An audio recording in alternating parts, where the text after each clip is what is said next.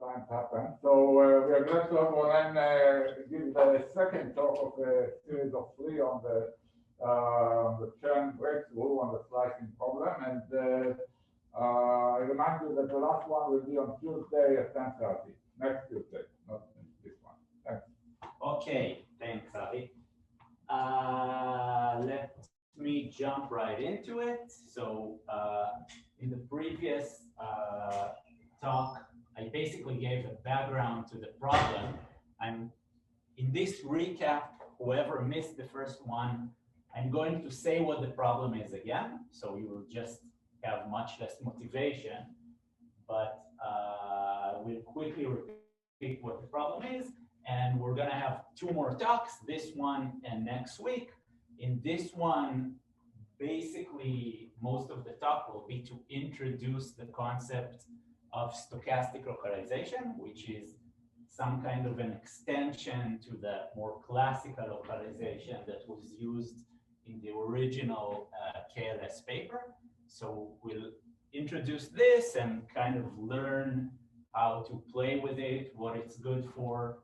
So most of the content of this talk will be basically my 2013 paper about KLS. And next talk will finally have enough background to describe the new ingredients in Chen's breakthrough bound. Okay, so quick recap. What we're talking about here is expansion of convex bodies. What do we mean by this?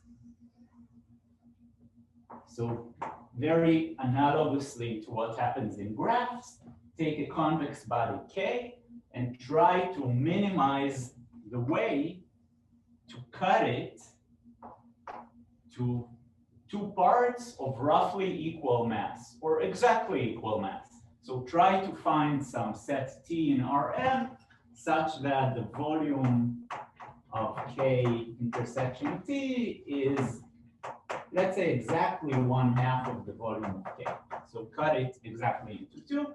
And what we want to show is that the expansion, so the surface area of this cut, cannot be too small.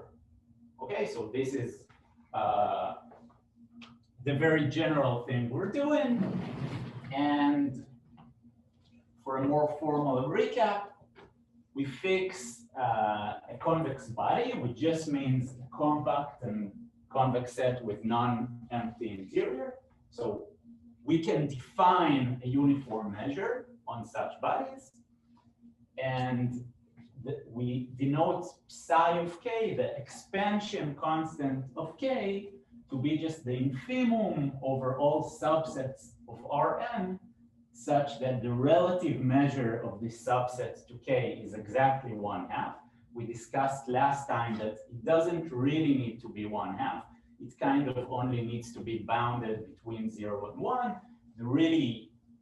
The more correct notion to take here would be the Chigger constant, but it's actually enough to consider the case where it's exactly 1/2. And then I want to minimize this surface area, which just means take K, you have T here, take a small extension of T, so all the points at distance at most epsilon from T.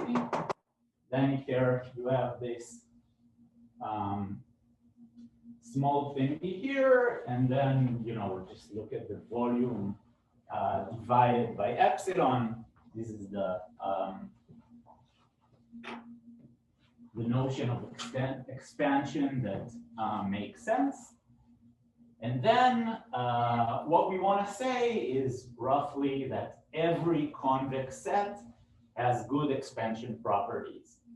However, it doesn't make sense to say it like this, because it could be that our convex set is very long and thin, and then we can easily cut it and find small cuts. So obviously we have to normalize it somehow.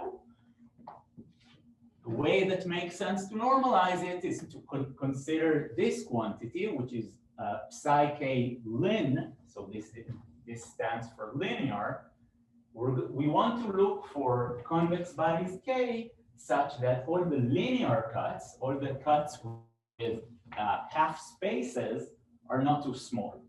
And then what we want to say that if half space cuts are not too small, then also any cut is not too small. So roughly speaking, we want to say that the most efficient way to cut the convex set into two parts of equal mass is through by using a flat cut. And what we also saw is that instead of considering this quantity psi ln of k, we can just normalize k in a way that the covariance matrix of k is equal to the identity. It turns out that if we can just apply a linear transformation such that the covariance matrix is the identity, this is more or less, this is equivalent to saying that all linear cuts are bounded between two constants. So from now on, we'll always consider this normalization, which is referred to sometimes as isotropicity assumption. And then out of all isotropic convex bodies, we want to minimize this expansion, okay? And what we want to do is, so we'll discuss the Kls conjecture, which basically asserts that the expansion is bounded from below by some universal constant, where the whole point is this constant is independent of the dimension. Okay. And yeah. So our goal is to provide a self-contained proof of Chen's recent breakthrough to show that this is bounded from below by n to the minus little o of 1. So better than any polynomial. Okay? Good. So if you miss the background, this has many consequences. So on Bourgain slicing problem, on mixing of random walks on convex sets, several algorithms on related to convex sets and low concave measures. We're not going to discuss any of this today. We just want to try to prove this. Okay, so let me start by quickly reminding you what the localization process of Lovasz-Simonovits and then Kannan-Lovasz-Simonovits involved. And I want to discuss it from a slightly different point of view than what we saw last time. Again, if you missed last time, you should be able to follow what happens here. So localization as an evolution, as a random evolution. So it's a slightly different point of view on the same process on the space of measures.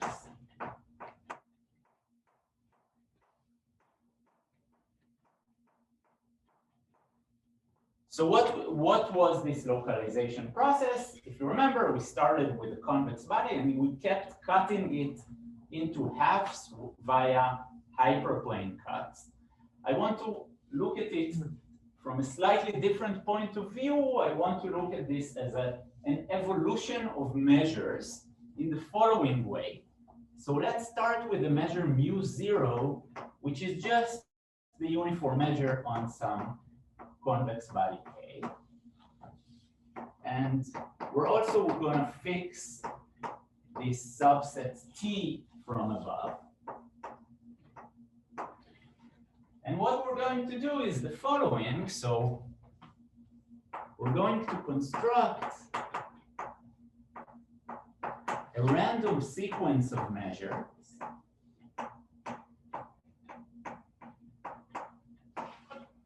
mu1, mu2, etc. in the following way.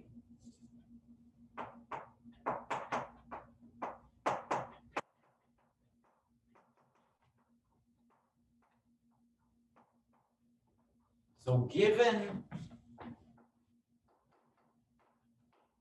the measure mu I, we're going to find, so mu I is going to be the uniform measure on some convex set. And I also have this subset T. So T is all of this. At the ith iteration, what we're doing is we're finding a half space like this, such that if I only look at this half, then I basically cut the volume of K, this is K, the big one is K, by factor 2. And I've also maintained the relative volume of T with respect to the whole thing. So we find a half space HI, and we, if you remember, we can do it via some topological argument such that mu K of HI is just 1/2 of mu K of Rn, which we assume mu I of HI is just 1/2 mu I of Rn, but mu I is going to be a probability measure, so it's just 1/2. And also mu I of HI cap T is 1/2 mu I of T. So we're going to maintain. Mu I will define for us a new convex body. So mu I, yeah, is also going to be the uniform measure on some convex body. Right. And this convex body is just K intersection with the half space. Yes. So I'm just, you know, it's exactly the same process written a bit differently in a way that's going to be convenient for me later. Okay. So good. And also note that I can put here a plus and a minus, meaning I can either take this side of the hyperplane or the other side. If those are satisfied for one side, they'll be satisfied for the other. So there is no problem putting a plus and a minus here and here and here, right? Doesn't matter. And what I'm going to do, I'm going to now choose epsilon I to be just Bernoulli plus minus 1. So epsilon I is going to be uniform on the set plus and minus. And define, I don't know, can you see this on camera? I think. Yeah. It's yeah? perfect. It's perfect. Okay, awesome. So define u sub I plus 1 to be mu I conditioned, so restricted on HI, and the epsilon I is going to determine whether I take this side or the other. Okay, so the process is just, you know, I have K, I have T, let's draw it quickly again. I have K here, I have T here, I cut, and I randomly choose a side. And then I cut again, and I randomly choose a side. And if I do it again and again, I end up with what we saw last week is kind of a needle decomposition. So I can make sure by choosing those directions in a proper way, we're going to end up with things which are almost one-dimensional. Okay, but this is not going to be as important for us now. What KLS did with this, they basically said, we're going to end up with one-dimensional things, this process maintains convexity. So if we take some kind of a limit, we get a limit of convex things onto one-dimensional things, which can be written as low concave measures restricted to one-dimensional needles. And then what KLS did is basically said, if the diameter of the whole thing is bounded, then also the diameter of those needles is bounded. Right. Remind me where exactly you're using the fact that you're bisecting T and every step? Yes, so good. Let me.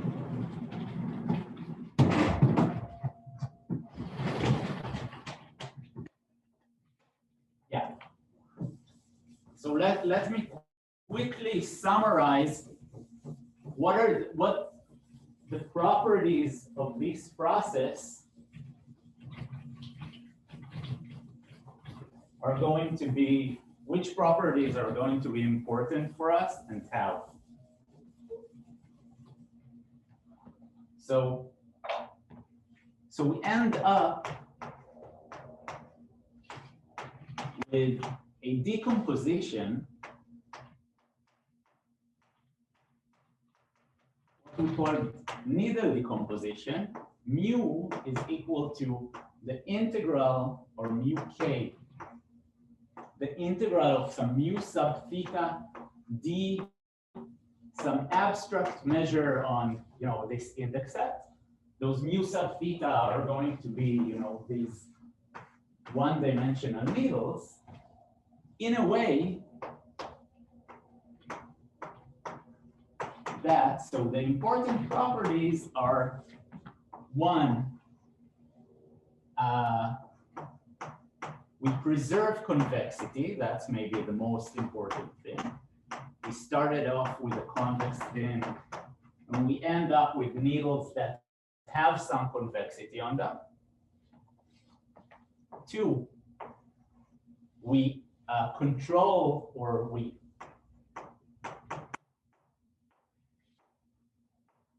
mu theta of t. So we know that if we had this t here, the needles are not going to be right here, so that they don't meet the boundary of t at all.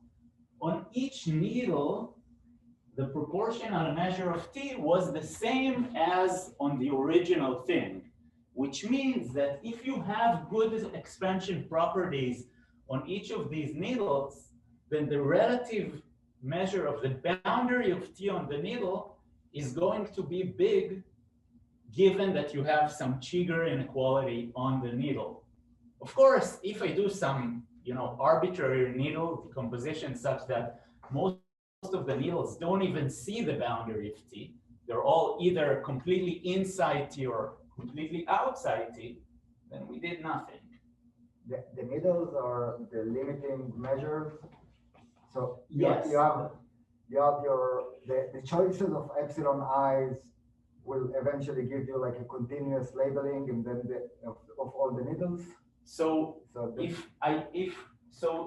way you can see it is you get some iterative process which converges to a measure. So maybe it's good that I remind what we mean here by preserves convexity. This measure is going to be of the form, so mu theta is of the form mu theta of w is the integral on r of e to the minus some convex function times the indicator that v theta plus t. Let me write a bit bigger. V theta plus t w theta is inside t.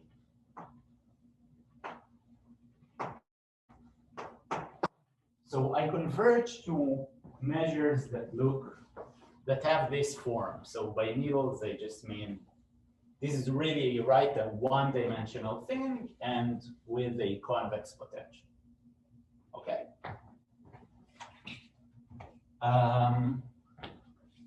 So second, we can we control this. So we control this in the best way possible.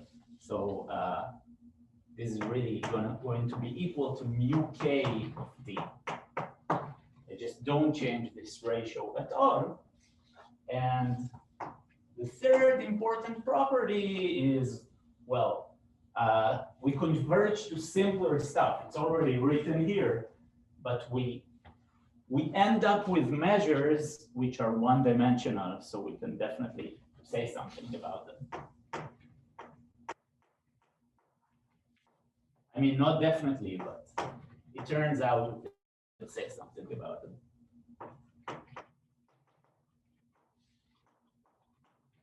The above expression v of t is some arbitrary convex function. Yes, v of t is some arbitrary convex function, exactly. I don't know what it is, I just know that it's convex. And it is independent of theta? So v of t is, I mean, there are many theta. No, not independent of theta. V theta. Yeah. I mean, let's write here v theta of t. Right. And this is little v. Let's say that this is u. Thanks. So when I'm looking ahead, this still doesn't look different than what you presented last time. No, this is still kind of a recap. Yeah. So I'm somewhere here is going to come in from this distribution that the needles are shorter at some places. Exactly. Okay. So now let's look at this more carefully and see where we are losing when we go back to the KLS proof of psi n. So KLS, I recall that they showed that psi k is at least 1 over the diameter of k. Using this argument. And well, how do they do this? Well, let's look at the picture again.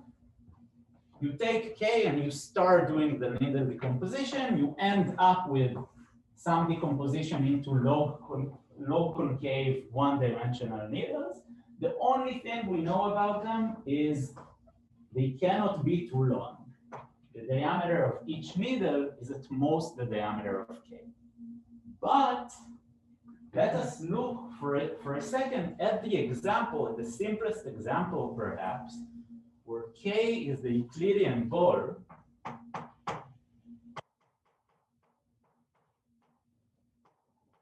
And t is just a half space. What happens if I do this needle decomposition on this simple case? Then I'm just going to always cut orthogonally to the half space, and I'm going to end up with needles which are just parallel to each other.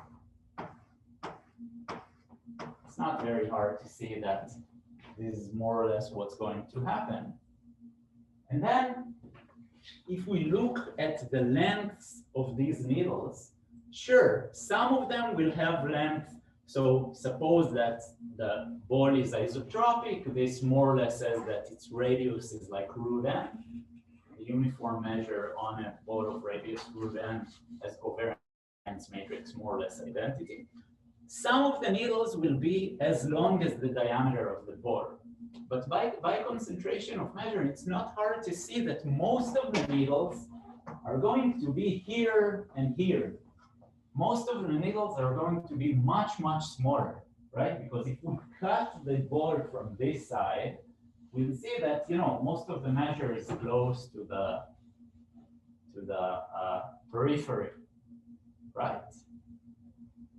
So we want somehow to say that, most needles are not the worst thing you can get, okay? But this process is very intractable. It's very hard to keep track of what happens to those sets as I keep cutting them more and more. In the case of the ball, then you can calculate all the lengths of all the needles explicitly. Do you get a constant in this case if you do this calculation? You get a constant, okay. Yes. In the case of the ball, it's not hard. I mean, let me say a bit more. If I know that all the needles are parallel, then the variance in this direction of the mass is just the average variance along the needles. And we know that the body is isotropic, so we know that the typical needle has variance 1. So it must have like length O of 1, right? So this is true for any convex body. If we could do this and ensure the needles end up more or less parallel to each other, then we're done. But of course, it's like, how could you do something like, how could you claim something like this? Wait, Ronen, I don't understand. So but you control the way you build this needle decomposition. Hey, say again, sorry. Sorry, I'm saying that you control the way you build this needle decomposition and using this topological argument you said last time. So if you choose some direction you want it to be orthogonal to, why can't you always guarantee them to basically be parallel in that sense? So you have some control, right? What kind of control you have? You basically have, so out of all the directions you can choose from, maybe I have to stand here so we can see it. Out of all the directions you can choose from, you basically have a submanifold of codimension 1, where it's like a topological claim, where you keep the relative measure of T unchanged, right? So you do have some control, but maybe this constraint is forcing you to make the needles turn around. I don't know. I mean, it's very hard. It's very intractable. It's very hard to claim anything once you have this constraint. Does this answer your question, or? Yes, but I'm saying this just shows that it's not obvious that you cannot do it. Is it known that it's impossible to get a needle decomposition with the all being parallel? Yeah, that's a great question. Is it known that it's impossible? No, it's not known. And even, I guess, Santosh Vempala, I know that he has a conjecture that, I mean, he guesses that even no matter what decomposition you take into needles, you will end up with something good in the sense that some of the needles will be short. So not only it's not known if you, so it might be that you don't really have to do anything, that like the worst case is already good, but nobody knows. Thanks. Cool. Good. So now we're finally in a position to motivate. Can you just Actually, I'm gonna write here. Is all the randomness is all the randomness getting into the epsilon i's? Here, all the randomness is in the epsilon i's. But you also have the choice of how do you choose this hyperplane, right? So the way I described it here, you have the freedom to choose the directions. You have some freedom to choose the directions, and then the randomness is only in the epsilon i's. But you could. So the KLS proof works even if an adversary. But you also will allow it. Sorry? In what we discussed today, it's also adversarial. No. So this is going to be completely different. And also, I mean, it's not going to be cut. Many things will be different, but I still want you to have the intuition of this decomposition you get for your measure. So, I mean, this gives you maybe let me continue here. Is there anything you can say about what happened if you also choose those cuts at random? We're definitely going to get there. Okay.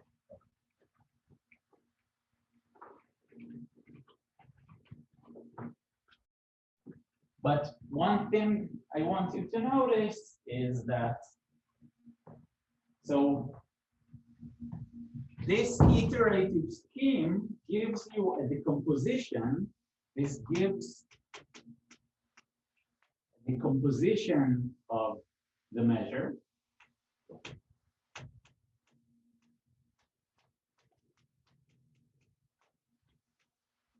in the sense that mu0 is the expectation of mu I for every I. And in fact, you have a martingale hiding behind it. Also, for every W, if I look at the sequence mu I of W, this is a martingale.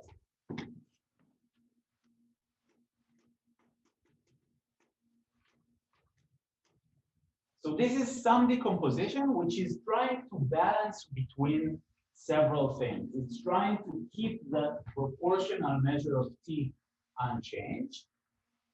It's keeping convexity, and it's also trying to converge to something which is more tractable than what we started out with.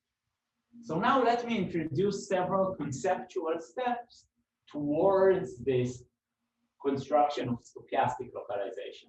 Okay, so the first step is what some of you have already guessed, and I guess is kind of an obvious thing to try doing. Step one is just take thetas, so not thetas, so take HI to be half spaces chosen in random directions.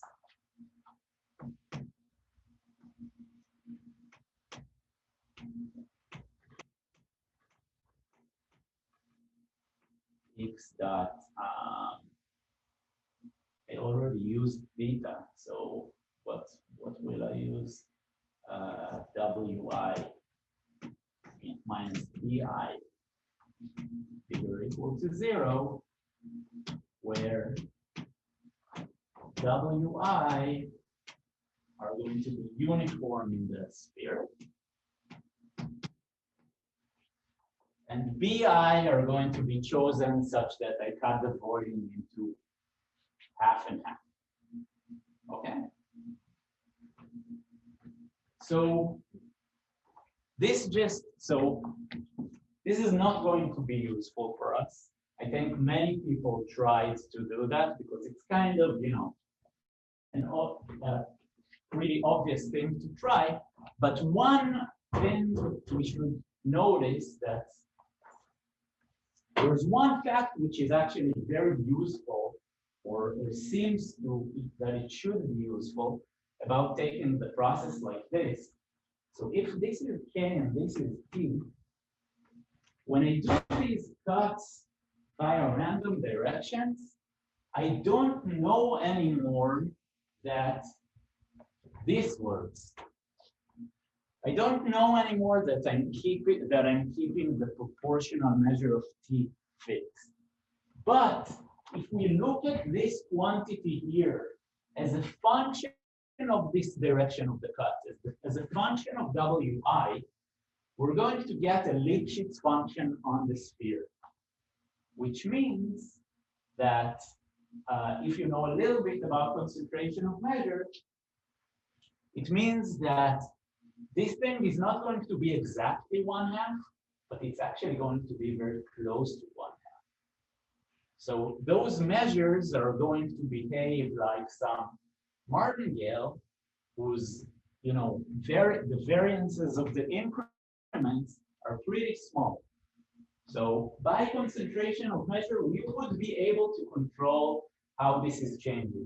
Basically, we would be able to say that you can do order of n cuts and not have changed this quantity so much. Okay, so this is kind of nice because, you know, we don't really keep this constant anymore, but we might hope to end up with something which is a bit more tractable.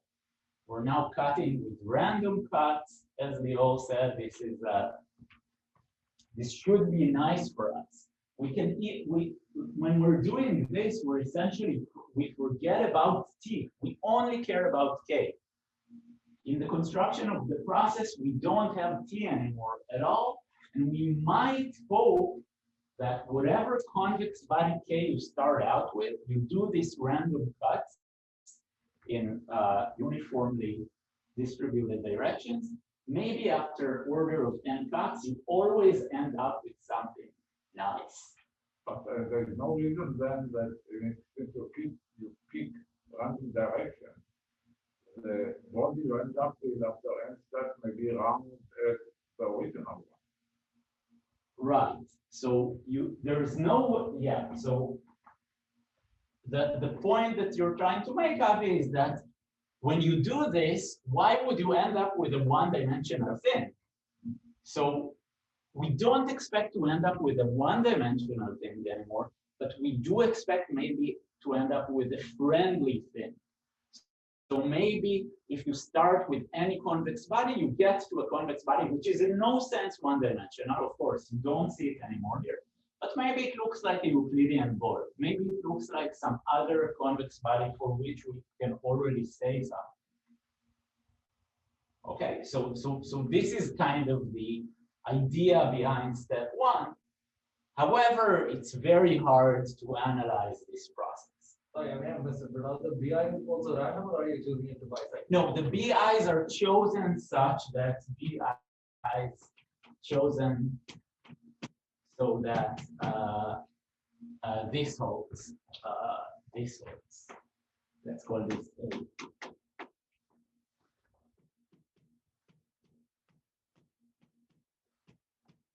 So we have A and B, and we basically say we completely ignore B, we just look at A. Can you write your estimate of the local cavity? Like how far from B are you going when you do this? So You said it's supposed to be something. yeah, so basically after we're not going to use it, so I just want to really so basically after O of n cuts, we're going to be with good probability between not one half of the original, but between 0.1 and 0.9. Okay. Okay, essentially. But this is just an idea. We're not actually going to do this at all.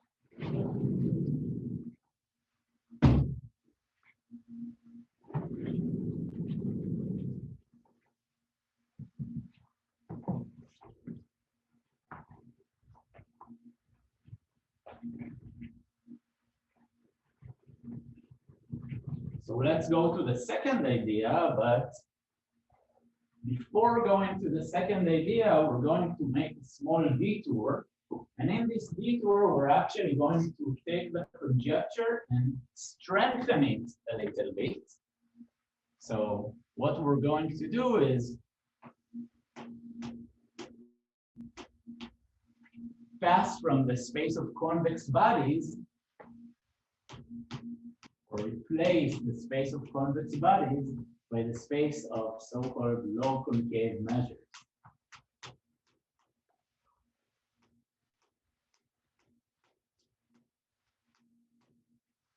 You have the longer talk on the left. On the box. I don't remember if I started with a long one and it's already. Probably didn't get longer, or not anyway. There's a box. The IS doesn't have ones that don't get shorter. Yeah, they do. I mean, when It you would be more convenient not to need to. yeah, after a year, you get. Okay. It's only for faculty. So definition and measure mu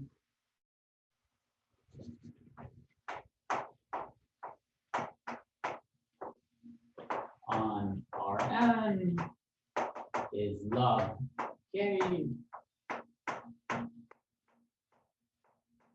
if it has the form d mu x is e to the minus b of x dx, where b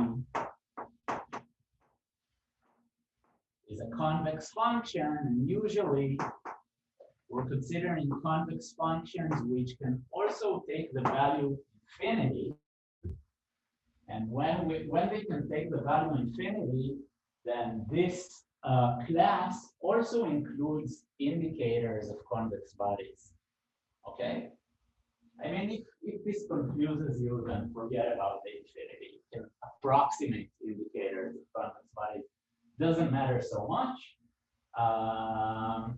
But now that we have this definition, we can easily see that we can generalize the Kls conjecture by considering psi tilde of n rather than psi of n to be the infimum over measures, general measures mu, which are log concave and isotropic. So the variance matrix of mu is the identity of psi sub mu rather than what we had before, psi sub mu k. This definition does not change at all. This definition just had a measure. So just to remind you, so psi sub mu is just the infimum over t in Rn, such that mu of t is 1/2 of mu of the boundary. Okay, so we really didn't change anything. We just consider a slightly bigger class of measures, and instead of lower bounded psi n, we're going to try to lower bound psi n tilde. Okay, nothing is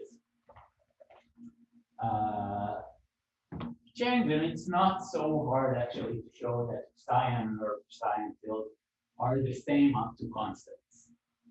So we definitely shouldn't be losing anything by doing that, but conceptually this is going to help us quite a lot. And it's going to help us also because of the following fact, which at some point I think I will prove, but at this point I think I'll just provide it as a fact without a proof.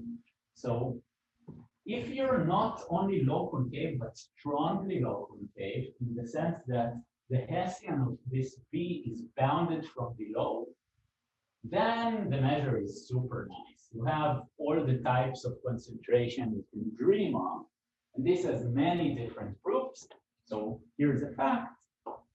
If d mu of x is e to the minus v of x minus alpha x squared. So you have convex function plus, you know, this. So this is called, I guess, strongly convex in computer science, or at least in ML. For any positive output. Yeah. So if you have this for some positive alpha, then psi mu is at least some universal constant which can be chosen to be 1, I'm pretty sure, 1 over root alpha. So if alpha is equal to 1/2, this is more log concave than the Gaussian. And if alpha is small, it's more log concave than some Gaussian. And if you're more log concave than some Gaussian, then your isoperimetry or expansion turns out to be better than the expansion of that Gaussian. One way to prove this, which if I have time, I'll show you in more details, but to really quickly hand wave this, just take the localization we had before by the one that KLS do. If you break this kind of measure up into needles, just in the same way, these needles will not only be low concave, they will also have this term in them. So they will all be one-dimensional and more low concave than a Gaussian that looks like this. Then this basically reduces to a one-dimensional claim, and this one-dimensional claim, I can, like, it's okay. Basically, you're in a convex set of that of constant that. That's in other words, you're also it's almost okay. Yeah. Right. it's not really constant. The support doesn't really have but the variance definitely cannot be too big if you're multiplying by yes. So probably before the design yield bigger than one of the squares alpha, you have the variance. The variance should be bigger than. So this, yeah, in particular, the variance is most alpha. It's most 1 over alpha. 1 over alpha. Yes. Coming from that, the variance is no, it's most 1 over alpha or alpha. Sorry. Yeah, thanks, Leo, again. When alpha is small, it's bad for us. It's root alpha here. Thanks, the variance is at most 1 over alpha. Yeah, I should have put the alpha in the denominator here, maybe, but whatever. Okay. Ronen, question from the crowd over Zoom. This is Boris Hannon. Hey. So if you remove the norm of X by the norm generated by your convex body K, do you just recover the 1 over diameter thing? Can you ask again? If hello? Yeah, but if you replace the norm curve of X by the norm coming from the convex body. I see. So you get back the diameter. If you replace this by the norm coming from the convex body, you basically get the isoperimetry of the original convex body. So okay, yeah. It doesn't give you much unless you have some a priori expansion bound on the convex body, just because somehow most of the convex body is going to be, most of the mass of the convex body is going to be in a dilate of the convex body, which is, close to the original thing. So there is actually not much difference between e to the minus the norm and the actual uniform measure. Okay, thank you.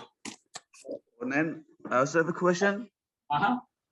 So can you give an example of a convex body that is in isotropic position, but where alpha is not positive?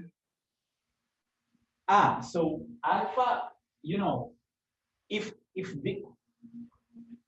this is the indicator of a convex body, then alpha is just 0, right? I mean, if this function is just the indicator that x is in the Euclidean Borg, then v of x is either 1 or infinity, and you can't take any alpha here. So convex bodies are never going to satisfy this. This is only satisfied by local cave measures, which are, really not convex bodies. Does it make sense? I see. Thank you. Yes. Okay. Good. So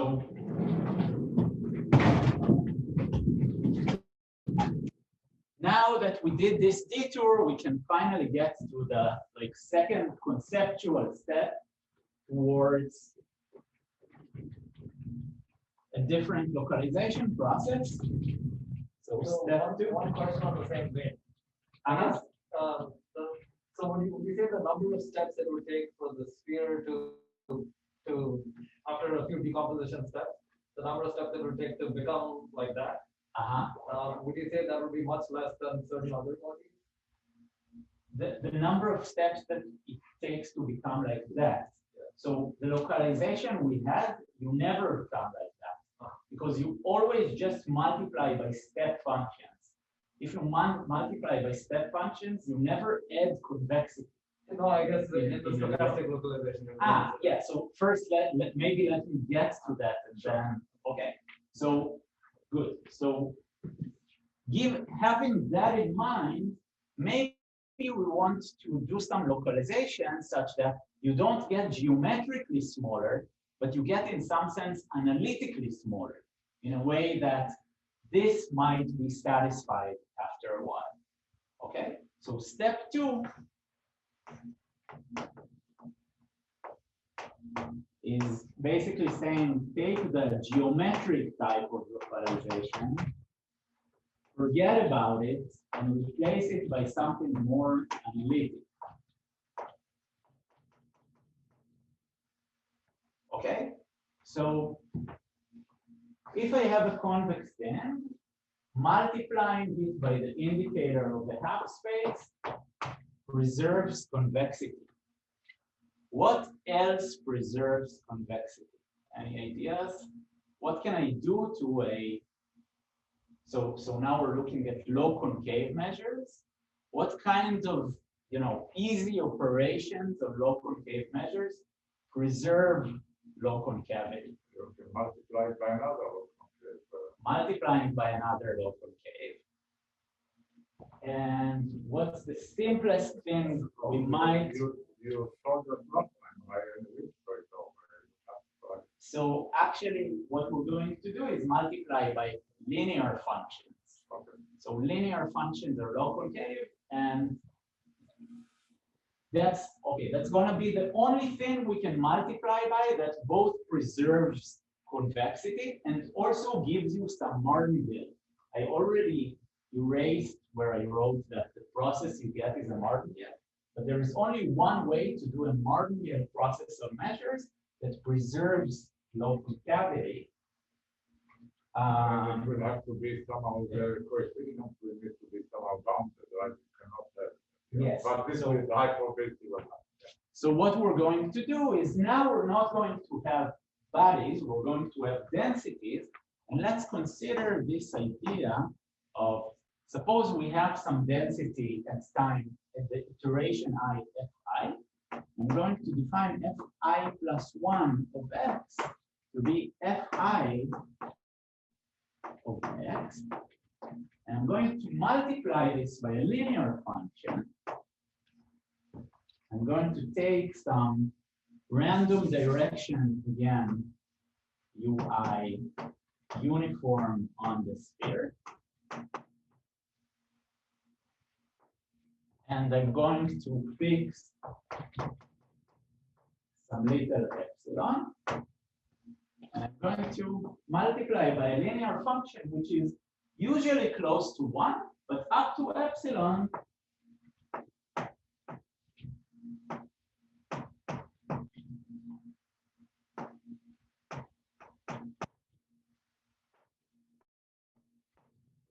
I'm adding a linear function with a random gradient, and I'm choosing this AI to be just the center of mass of the I of what I have in the I step. So let's look at it for a second. If epsilon is 0, I don't do anything. I choose some random direction. I do a little linear tilt in this direction, and I claim, this is a sub I, sorry. And I claim that this choice of, so I'm doing a linear tilt, but this corresponds to also adding some constant, right? This is the unique choice which keeps my measure a uniform measure. So if I had a uniform measure and I add to it epsilon times a linear function which is defined to be 0 at the center of mass. A linear function which is 0 at the center of mass integrates to 0, right? By definition. So maybe let me quickly. Wait, Ronen, I don't understand how come you say it's unique, because the localization is a different thing that you did before and doesn't look like that, right? Yeah. So there you can multiply by half spaces and you can multiply by linear. Well, okay, let's put the uniqueness aside. You're completely right. I'll discuss in what sense it is unique a bit later, but I completely agree. It's like what we had before is also preserves convexity.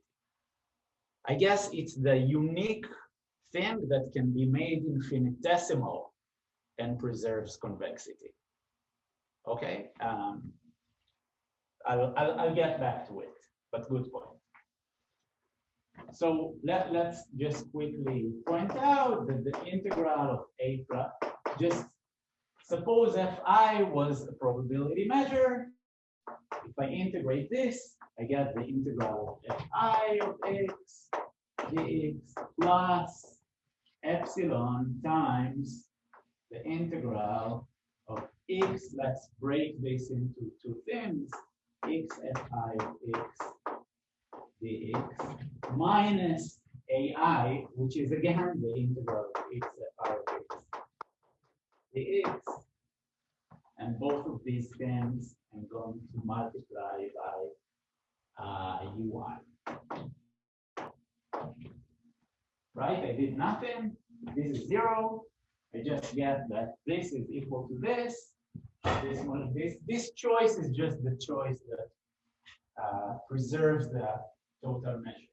Okay. And epsilon will be fixed or depending on it? It will be like one of those. This was step 2. Step 3 is going to say epsilon converges to 0.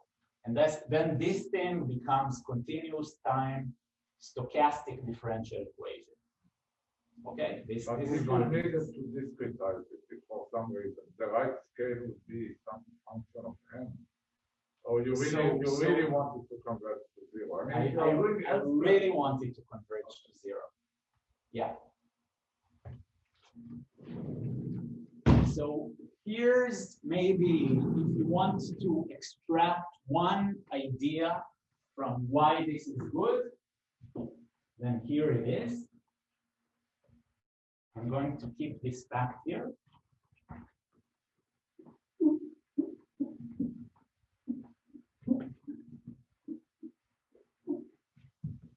Let's consider this process in the one-dimensional setting. In the one-dimensional setting, either I'm multiplying by 1 plus epsilon x or 1 minus epsilon x. And if these guys are random, and I do it many, many times, then by the law of large numbers, we're going to have many cancellations between a plus and a minus. Here is an amazing mathematical fact. If I take a function fx and I multiply it by 1 plus epsilon x, and then I multiply it by 1 minus epsilon x, so this is like one cancellation, it is like multiplying it by 1 minus epsilon squared x squared. Okay? And if I do it, suppose I have this cancellation 1 over epsilon squared times, then I also have this factor 1 over epsilon squared times, and then I get more or less f of x e to the minus x squared. So that's why I asked about the discretization. It seems like it would be enough to get epsilon 1 over n if you always keep it at the same time. Yeah, 1 over n squared. 1 over root n if you're repeating it n times. Yeah, that's why I asked. They really need to go all the way. Okay. I mean, maybe it's easier. No. Very good question. I mean, very good point. Everything we're going to do, you can do with discretely. Only instead of like a 6-page proof, you would have a 60-page proof. Yeah, I was just asking about the scale. It would be like about epsilon would be about 1 over root. So if you want to discretize it, epsilon will be 1 over some poly n. I'm not sure. I haven't worked out if it needs to be 1 over root n or whatever. Definitely 1 over root n is not good enough. Probably 1 over n is enough. Is the 6-page proof using facts from another 60-page proof? No, the 6-page proof is almost self-contained. So no, I mean, in the end, the proof is pretty short. Okay, so this was step 2, and step 3 is going to be take epsilon to 0. And what does this amount to? So now we can finally write a system of stochastic differential equations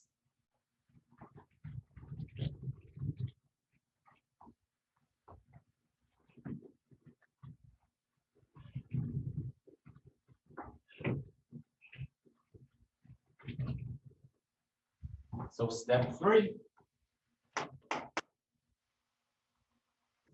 Maybe I already wrote step 3. So maybe let me just so now I can tell you what is the definition of stochastic localization. Let WT be a standard Brownian motion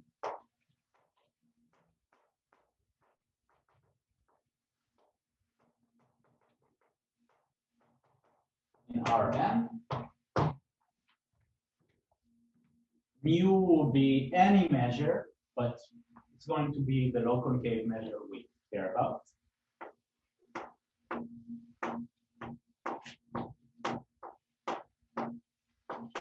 We're going to define, so maybe consider the equations that X be the solution to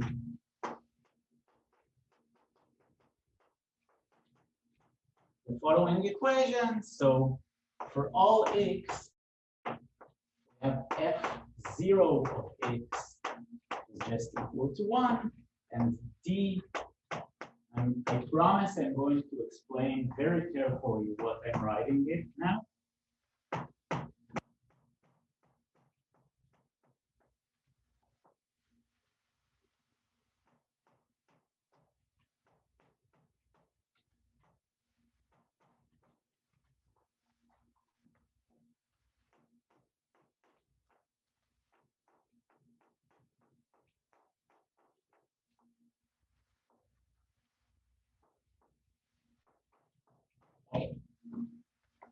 So for every X, we have a stochastic differential equation, which I know some of you don't know exactly what that is. So we're going to do now a little intermission where I'll basically explain to you what that means.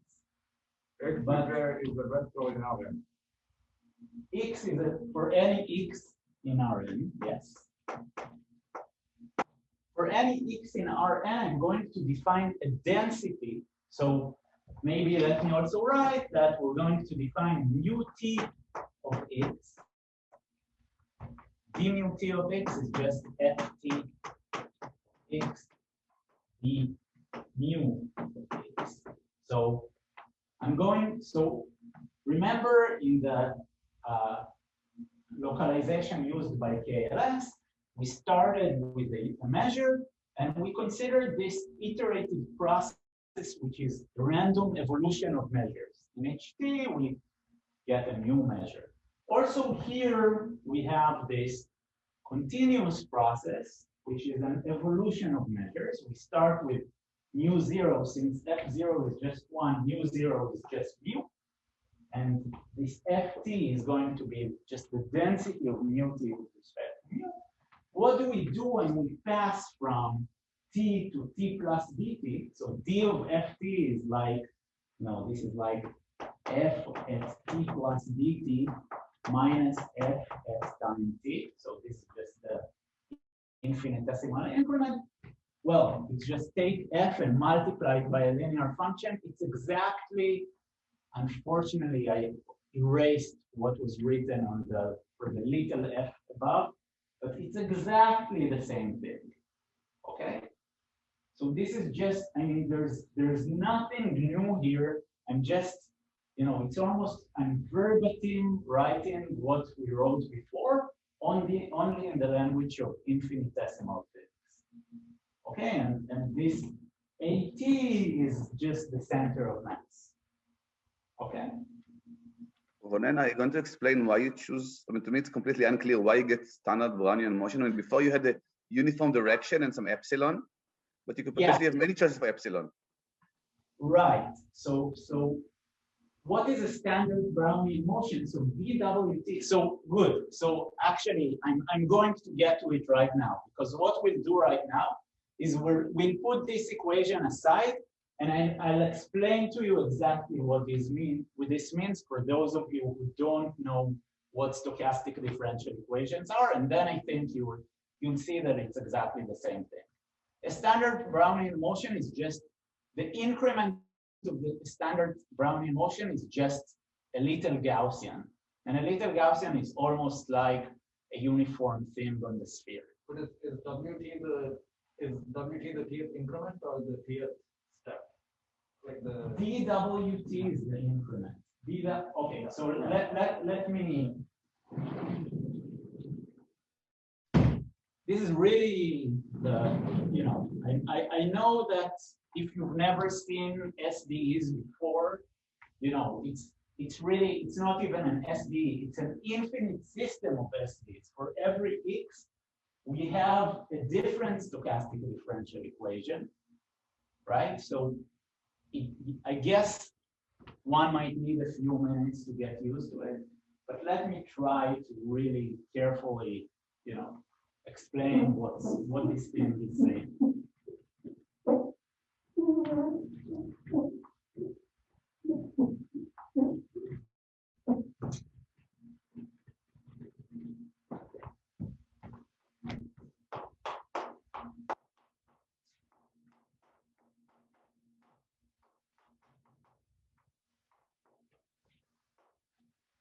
Okay, so Ito calculus is basically saying, we have a Brownian motion, we can define processes with it, we can differentiate functions of these processes, and everything is done in continuous time.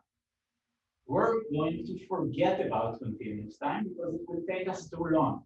What we'll do is we're going to fix some very small number dt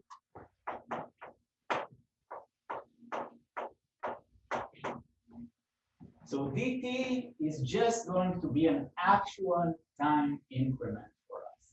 And everything I write will be also true in the limit. But really the good way to think about it is like this, okay? And all the randomness comes from, so we're going to consider this grid z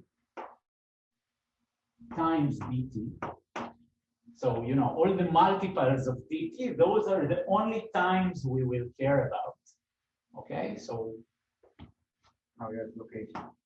So, and for all t in our time axis, almost continuous time axis, dWt is just going to be a Gaussian of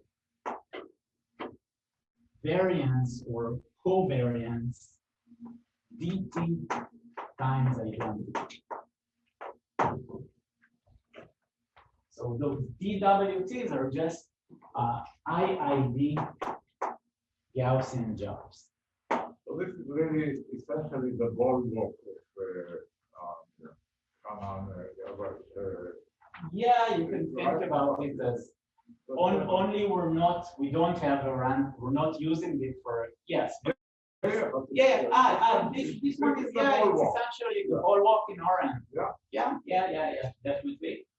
And we're going to consider associated filtration FP. This is curly F. I hope it's just going to be the sigma algebra generated by those DWTs, DWS for S smaller than T, or really, S smaller than T. Okay, so it's just, all those Gaussian jumps until now. And we're going to abuse notation and say that given sigma t and mu t, which are ft measurable processes,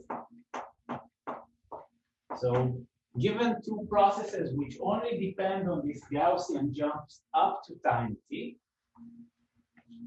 we define the integral of sigma t dWt actually even forget about mu t. It will use it later. The integral of sigma t dwt is just going to be the sum over t in our grid, or S, in our grid intersection with 0 to t without t itself. Doesn't matter here, actually. Of sigma S times dws. So those integrals are just treat them as sums. Okay. Ronen, maybe I missed it. What is this sigma here? Sigma is take any process such that at time t, it only depends on the Gaussian jumps up to time t, but not after. Any process which is, you know, which is R valued. Like the location. Yeah, like the location. Actually, it doesn't need to be R valued. It can be, so maybe let's do everything here in R and not in Rn. The generalization is obvious. So these just take real values. This just tells me, you know, I have this new process which is not dwt but sigma t dwt. This is just like the volatility of the stock, right? Like if you think about, just tells us how quickly the martingale is moving locally. So I have a basic question. This you don't have to forget about the stochastic system, but it's defined for every x in our end, but eventually you will apply to a measure on our end, right? So eventually, I mean, the measure, the only place where you have the measure is here. So it's an infinite system for every x, and the system depends somehow on the measure. Okay, good. Okay. Okay. So maybe actually, if you already asked me, let me comment that this is this particular stochastic localization equations is the variance given by in the paper of Lee and Vimpala. In my paper, you actually had something a bit more complicated. You can also put here any matrix you like. And this would still work for many things. And they just took the identity. I took something else which seemed better, but okay.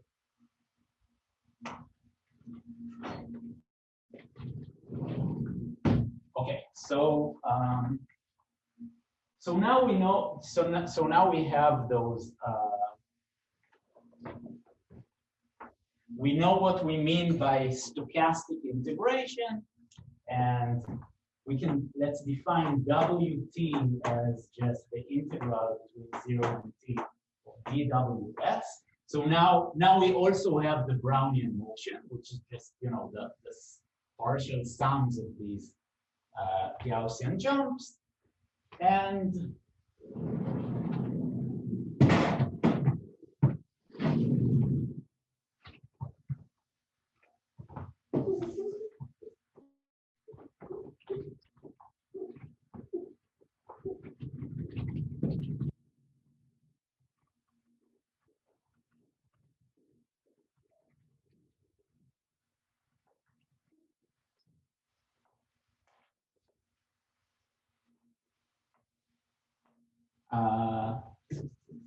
that now we can define what an Ito process is. So any process defined like this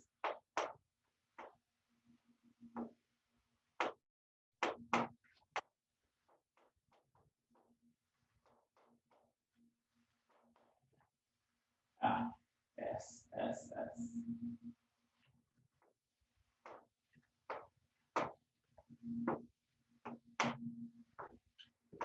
called an Nato process.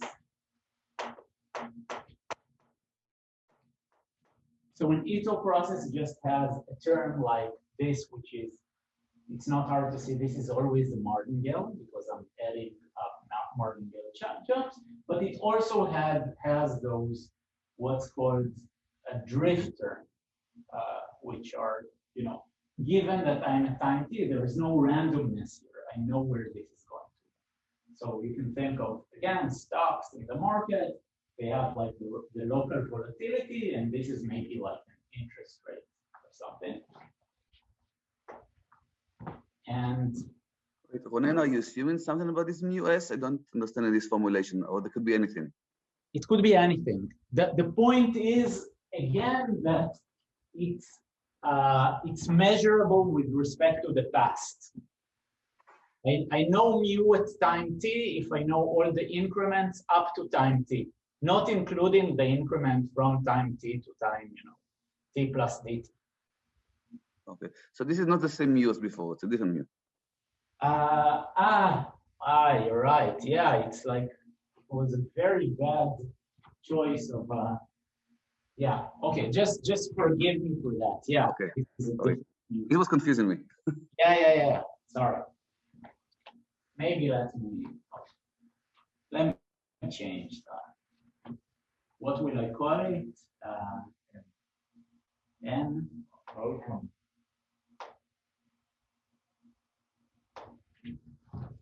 Sorry about that.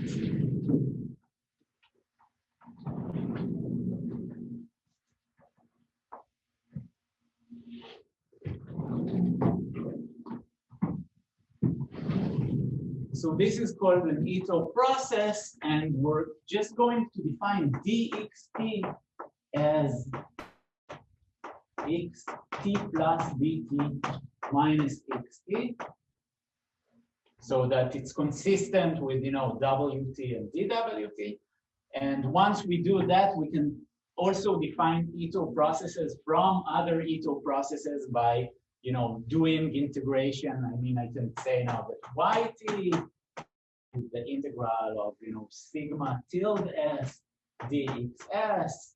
That's also fine. It will also have this form, right? So I can like construct more and more things like this as I want. And there's a notion of quadratic variation. So this is dxt is sigma t plus nt. What? In this dxt is sigma t plus nt. Yeah. So dxt is going to be sigma t dwt plus nt dt. Yeah. So instead of this, I could also write, yeah, good point. That's sigma t dwt plus nt dt. This is just the differential way of writing this integral, right? So now we're almost, I mean, yeah. Let me, just so you can stare at the stochastic localization while I finish up this. On the fixed board. What does it mean to add a scalar to a vector there?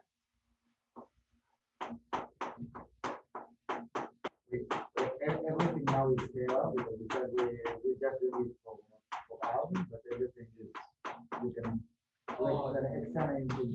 So WT is scalar now? DW is scalar? Yeah, so I'm doing everything I'm doing here, I'm doing scalar, but the generalization to Rn is completely obvious. Everything is the same.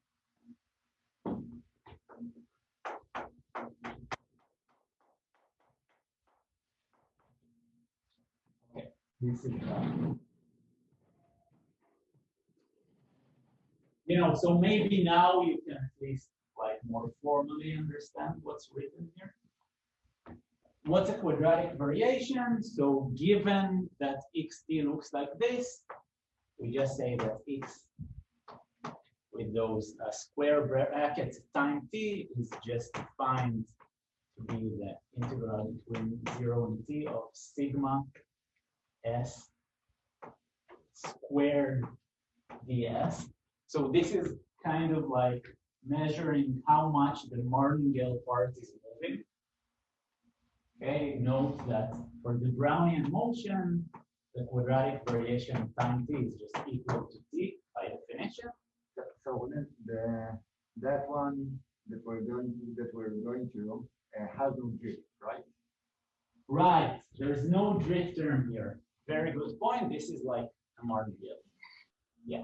Ft of x is a martingale. Very good point. So this is the notion of quadratic variation, and I can finally tell you what Ito's formula is.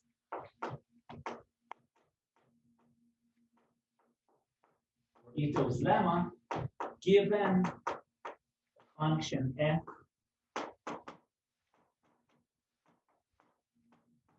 which is nice, let's say smooth, has Lipschitz, has whatever properties you want, f of xt, constructing the xt to be an Ito process, f of xt is also an Ito process.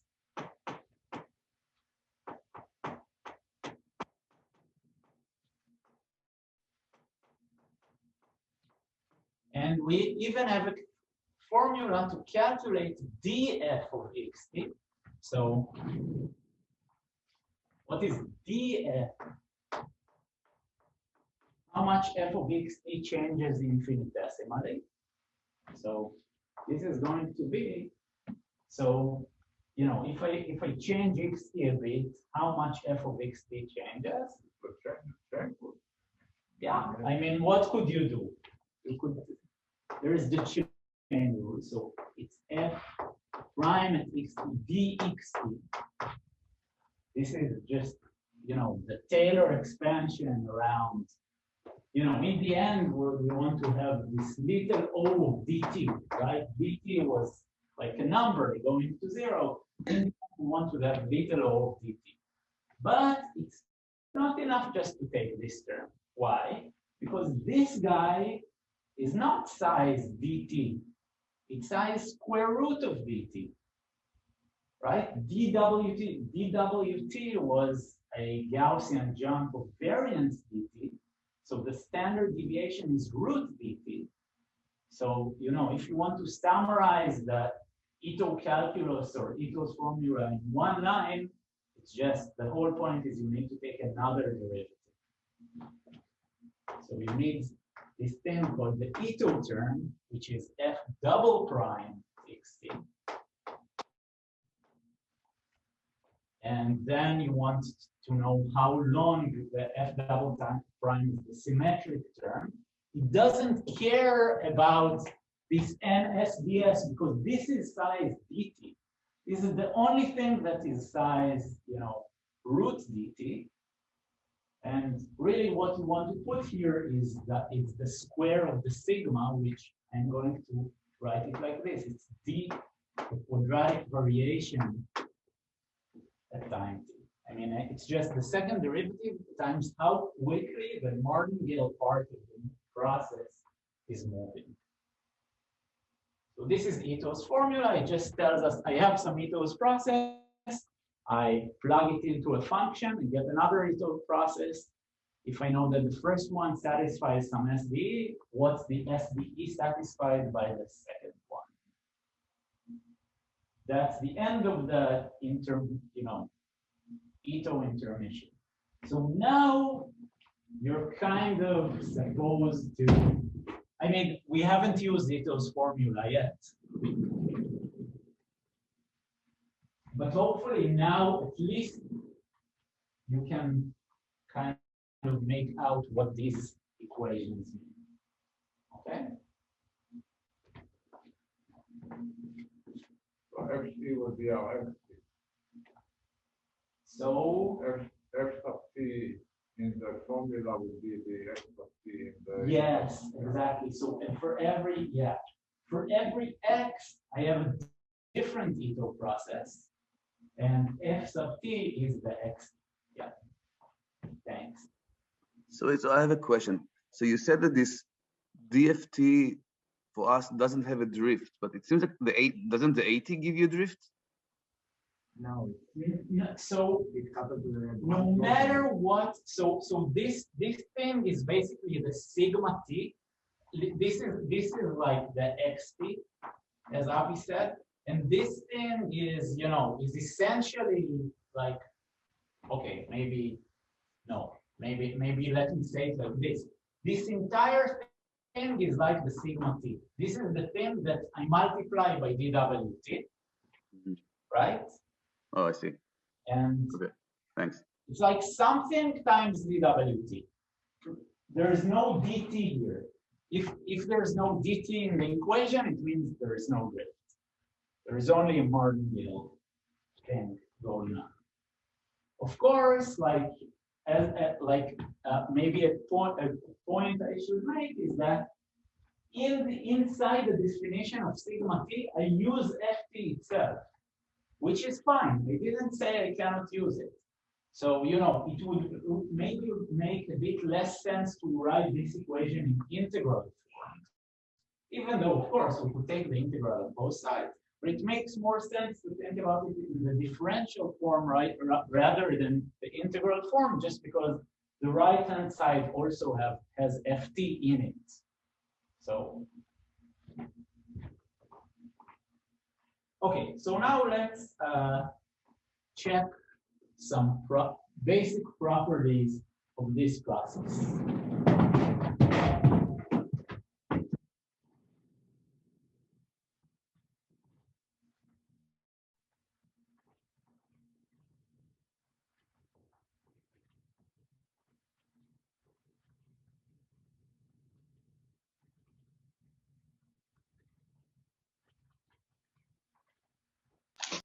So some basic properties of this measure valued process. The first property, which Lior, I guess, already commented, is that for every W,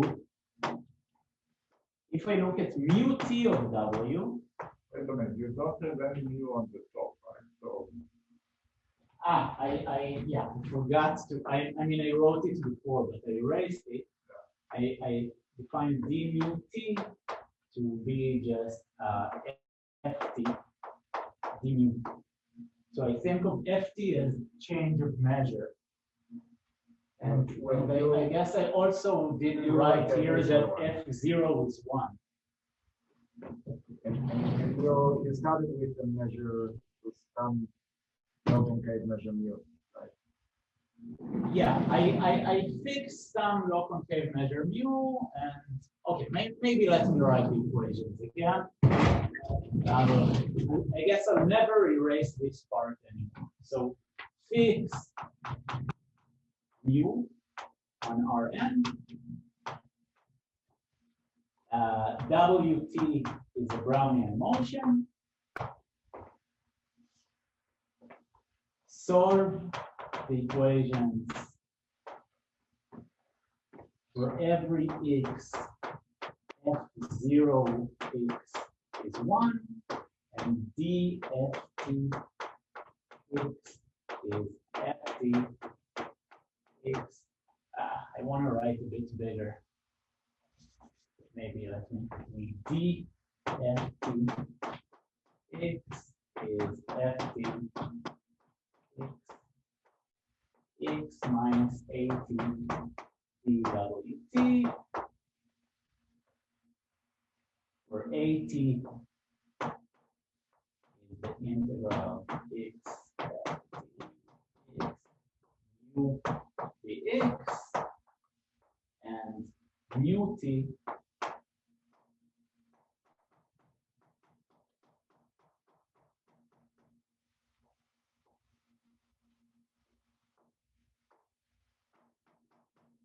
is just the measure whose density is ft with respect to. Okay, so this I'm not going to erase. but just for intuition, I want to need mu was Gaussian, then it will stay Gaussian. It will just move around. Yeah, And but yes, it's just centered in different places. But Yeah. It will remain Gaussian. It will remain Gaussian. Yeah. Yeah, we'll see it soon, but it's nice if you can already see.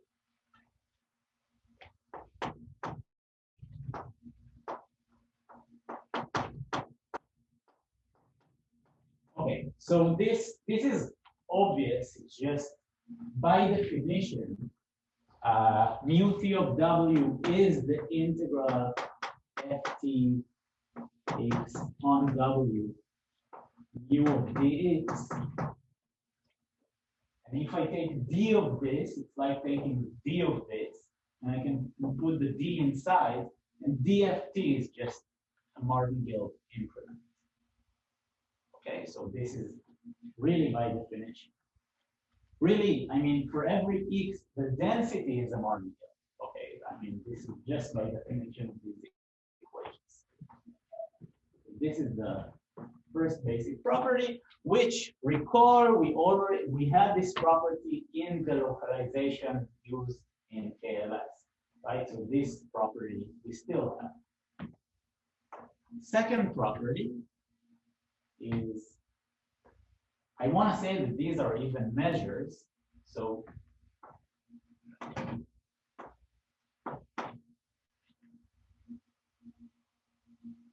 what's the d of the whole measure of mu t? It's d of the integral f u dx. It's kind of annoying that this d and this d are different. This is why I'm writing this d like inside the brackets. I hope it's not confusing. Right? This is the differential in Rn, and this is like the Ito differential.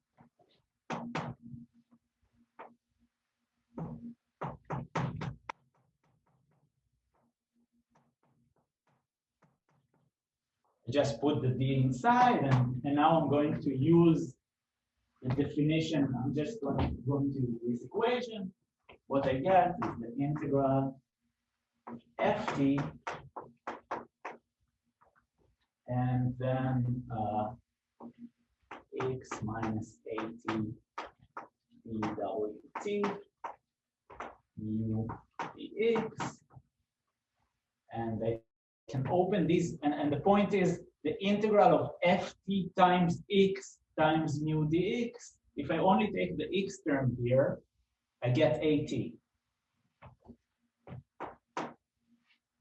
Right, so I get basically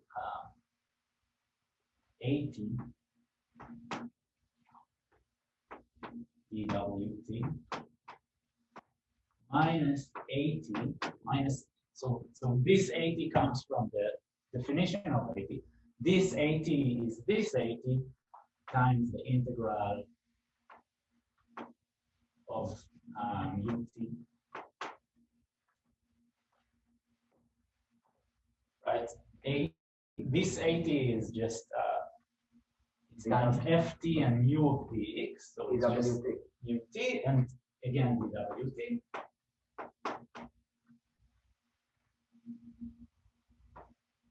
And the point is, you know, it's like a continuous induction. If this is equal to 1, then this is equal to this, and then I mean this is just 0.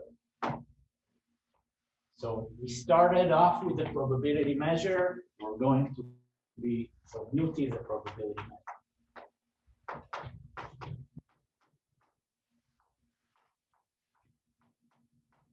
Almost sure. Ronen, I have a question. Yeah. So in the definition, you define 80 to be the center of mass with respect to mu, not with respect to mu t. So I'm just trying to understand why. No. It's the center of mass. There is the ft here. Okay. So this thing is d mu t. Those two things together. Oh. So it's the center of mass of mu t, not of mu. Okay, I see.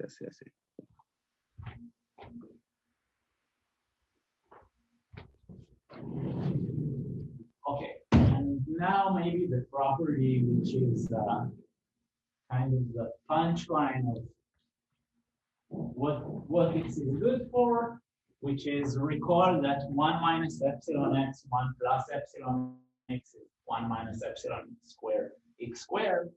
This epsilon square x squared is really going to be an Ito term if we look at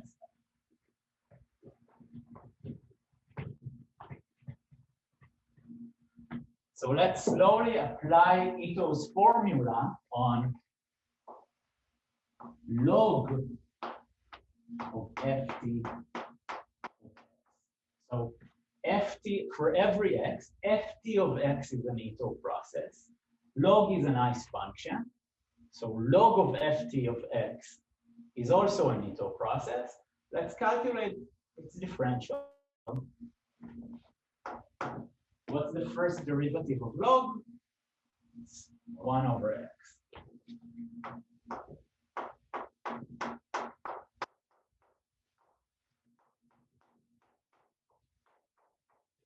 What's the second derivative of log? Also, when I wrote Ito's formula, I forgot factor 1/2 because in the Taylor expansion, you have 1/2 second derivative times second derivative.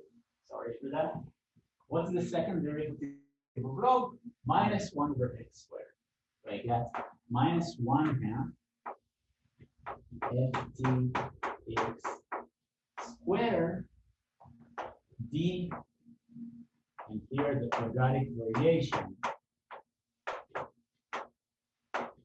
of ft. Now let's see what this is. So dft is written here, and the nice thing is that ft in the numerator cancels out with the ft in the denominator. So I get x minus at t. This just becomes this minus 1/2. What is the quadratic variation? This is the sigma t of this thing here. So d ft x t is just so it's the sigma t squared of this thing here, which is just ft of x squared. I'm just going to basically I look at this equation. I look at what vector is multiplied by dwt, and I look at the square norm of this vector. So this vector is just ft times x minus at square.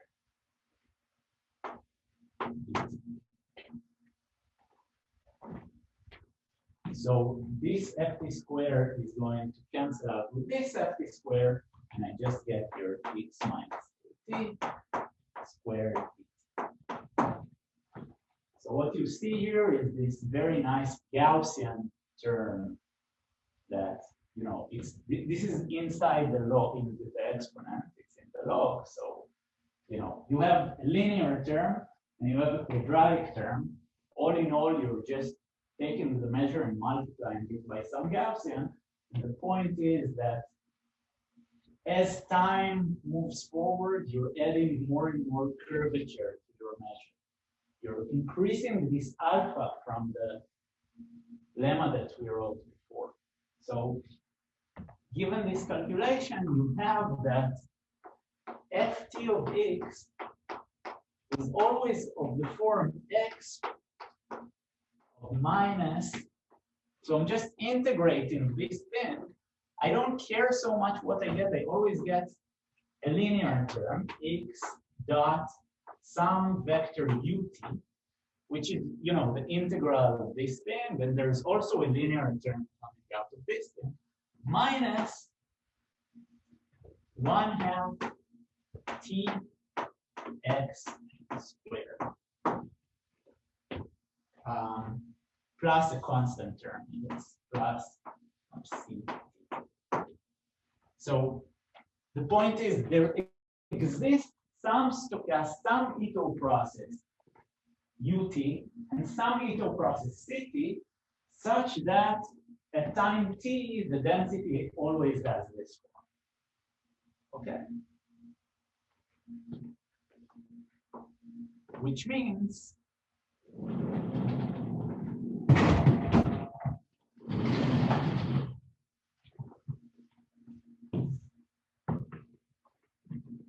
that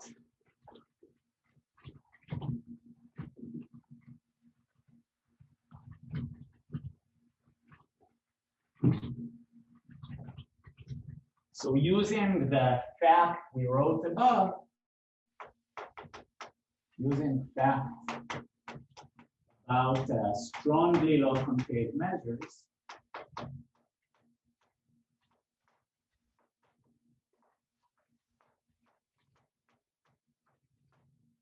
we have that psi of mu sub t is at least, so we have at least like an alpha here, it's at least some constant, which I think 1 works. Maybe need a 1/2 here. Let's put a 1/2 here. It's almost sure. Okay. So this localization ensures you don't get to needles. Nothing becomes one-dimensional, but you do get to stuff which is tame. Okay. But now let's go back to the Kls localization. It had 3 features. It's preserved convexity. You got to something nice and tame, but also you had some control over the measure, the relative measure of the set T, right? You had this K, you had this T, and you had this localization. So this localization here, you get to nice measures, but I have no idea if these measures, they could all be like either here or here, like kind of supported here and here. And I don't know how many of them actually get to see the boundary of T. So they should use the multi-gate property of So the relative measure of T is a martingale, but I don't want to move it to move too fast. In the end, I'm going to focus down on one point, which is either inside T or outside T. So the relative measure of T is a martingale between 0 and 1. By martingale convergence theorem, it converges. And it's not hard to see that it's going to converge to either 0 or 1. But what I want to say is that I can run the process for long enough so that I can still control the relative measure and say that it didn't go to 0 and 1 yet. But still, we have gained some curvature. Okay, so now I know I don't have a lot of time in today's talk, but just the historical remark. So in my paper where this was defined, I had here another term. So here, what I did is I put the covariance matrix of mu t to the -1/2. So instead of just subtracting the center of mass, what this term does is it basically tells you, you normalize things so that you can think of this thing as a Markov chain on the space of isotropic measures. Before you multiply it by the linear function, you normalize things to be isotropic. You kind of, divide by the standard deviation, so that and actually, okay, the first I actually wrote a version of the paper without this, and then I added this because like many things became much nicer with this. But if you do this, you can still do all of the calculations, but when you add this, what happens is you don't have this anymore. You only have this up to, you only know this if you know that the covariance matrix is not too bad. Somehow, if you know that the covariance matrix doesn't become like very long in one direction, then you do have this. But when you add this, then you have very good control of how much the measure of T changes. And then what Lee and Vempala did in their paper is they basically realized that it's actually much better to erase this. So having this or not having this basically means you're moving the difficulty to other places. If you do have this, it's hard to establish curvature, but it's easy to establish the property that the volume of the measure of T doesn't change so much. What they realized that somehow if you remove this, then it's like you can connect the pieces of the puzzle in a much better way. Okay, so this is just a historical comment. We're going to always work with this variant from the paper of Lee and Vempala, which, luckily for us is easier. There's, you don't have this term.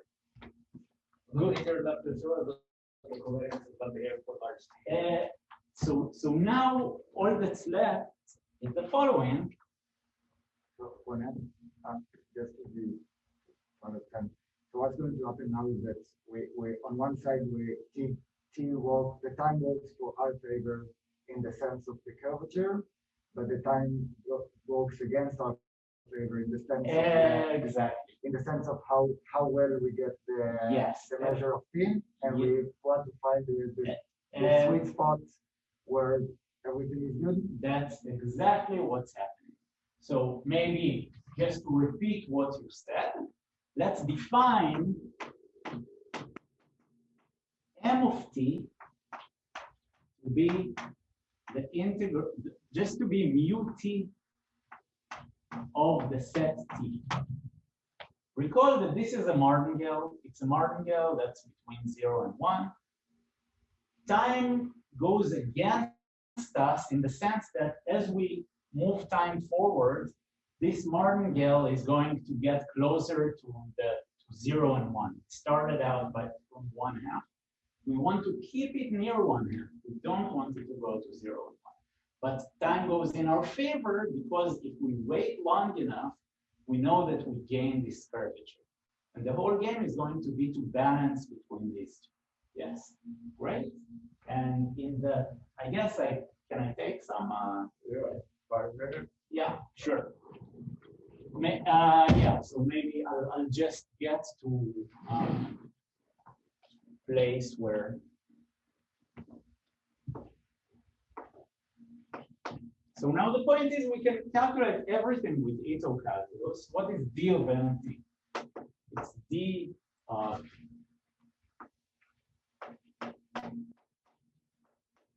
the integral over t of ftx mu x. The nice thing about this process is every time you take a derivative, a linear function pops out. So this is kind of a moment generating process in the sense that d of this quantity is going to be like a first moment of the same quantity. And d of the first moment will be the second moment, etc., etc. And so what we get here, I'm just doing the calculation. I'm putting the d of inside and saying what d of ft is. So I get here ft x minus at dwt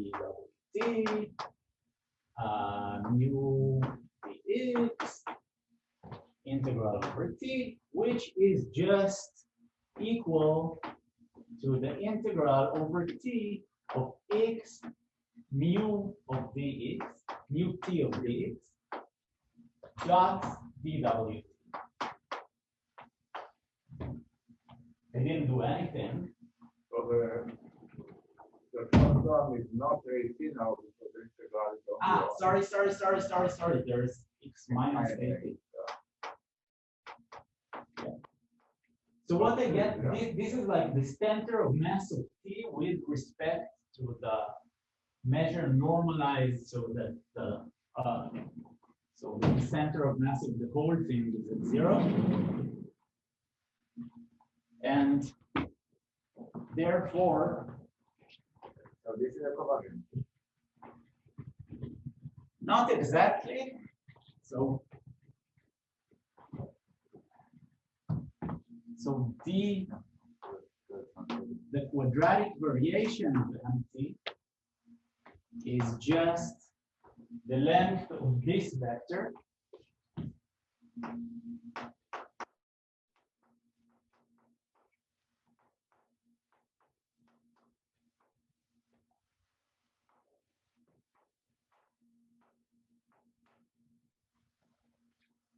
and what's the length of this vector?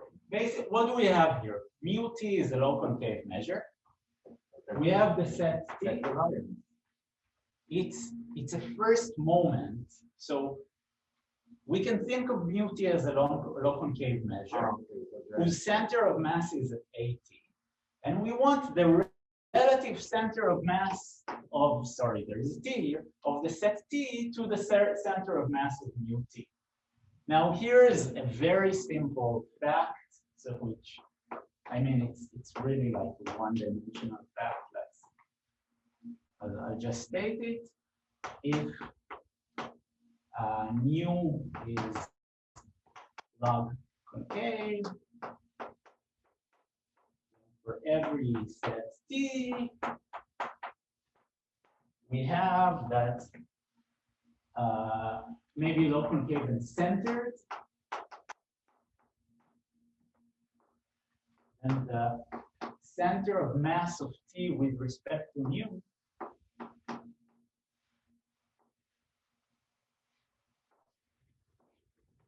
is at most some constant, say 10. I'm sorry, 10 times. We have to normalize this somehow. Of course, if it's huge, then it also moves the center of mass. Well, let's take here the covariance matrix of mu and the operator norm to the 1/2.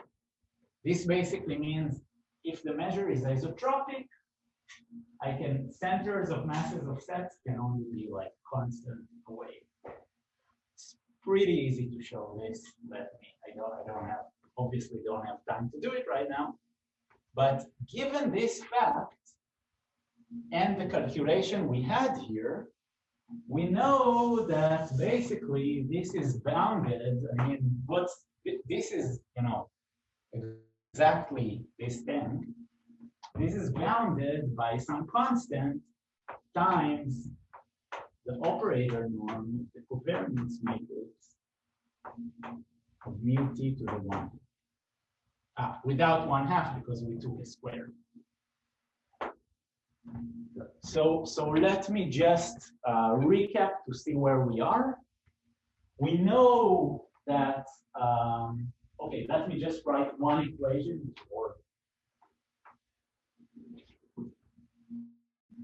we finish. So what did we have so far? We have this set T. We want to establish that its boundary is large. We have this martingale valued process of measures. We know that the expectation of mu T is just equal to mu. It's a martingale. So mu of the boundary of T, which is what we want to bound from below, is just the expectation of mu T of the boundary. This is because it's a martingale. Now, because of this fact here, since this satisfies the Chiger inequality, this is at least root T times, well, mt 1 minus mt. This is exactly what's expectation. Chiger's inequality exactly tells us that the boundary of a set is at least the Chiger constant times the size times 1 minus the size. I'm going to repeat this, I guess, next time. But this is just, so we want to say that this is big. So we want to say that if this is big means the distance of this martingale from 1 is big for times which are relatively big. Now we know how quickly this martingale is moving. We have an upper bound for how quickly this martingale is moving. So all we have to establish is that this covariance matrix remains small in operator norm for a long time. Going back to the localization by KLS, remember that we had those cuts, we ended up with needles, but we don't necessarily end up with needles. We have those measures on the way. And in the end, we wanted to say those needles are not too long. This is very analogous to what we had over there. We have this continuous evolution of measures, and we want to say those measures don't become too crazy. We take the first measure, multiply it by linear functions. We don't want to suddenly find the direction such that it becomes super big, right? I mean, we can, just take your favorite convex body, try to run this on the convex body. You started out with something isotropic. You want to say the worst direction doesn't get much more than a constant. And this is going to be the whole game, okay? So just without writing anything, the next steps are going to be, so we care about the covariance matrix of mu t. The covariance matrix is like a second moment. When we differentiate it, again, using Little's formula, remember we differentiate the quantity, another linear function pops out. The differential of the second moment is going to depend on third moments. So we're going to get a quantity that depends somehow on third moments. My 2013 paper, basically what it said is those third moments, you can easily bound them by the isoperimetry with ellipsoids via some kind of Elder inequality, and that was the point of it. Lee and Vampala figured out a way to connect those pieces better so that without anything, you just kind of use the easiest thing you can say about third moments, and already it implies this n to the minus 1/4.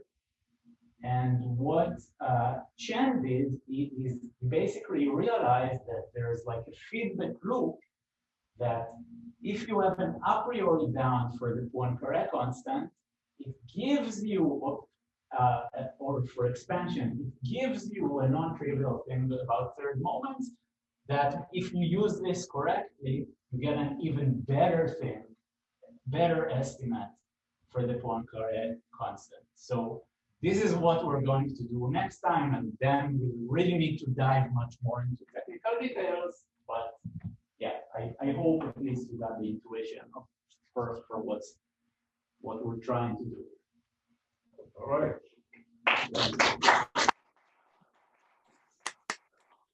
Questions here or from the audience? I have a conceptual question. Uh-huh. So it seems like this process is very different than the needle decomposition. In the needle decomposition, you end up with sort of needles. Here you end up with Gaussians. So, Sure. Or something, I don't know, for finite t, it seems like you said it looks like a Gaussian. So can you say something on that? Okay, so one thing you can actually do here is you can put any matrix here and things will still be well defined. And you can choose the matrix in a way that empty does not change at all. So we can kind of decide to completely preserve the measure of the set T by just not moving in the directions which change the relative measure of T. And if you do this, it's not super hard to see that you actually do end up with needles. So this process, you can actually, there's a variant of this process that does end up with needles. And it's, there's a paper by Mintak, Lee, and Santosh Kuntala, and I think others, I'm not sure. They kind of do this, and they show that if you have KLS, then you can also actually get a good needle decomposition. So in this sense, the point I want to make here is that in this sense, it's not really different than the Kls localization, because both here, in both cases, you can, kind of exclude this direction that changes the measure of t, and then you do end up with needles. You can also do the Kls localization ignoring the measure of t, and then you also don't end up with needles, right? So in this sense, the two things are not actually that different. Does it make sense? Yes, yes. No question. Okay, great. Thank you, Ronen, and I will see you all the next week. Bye.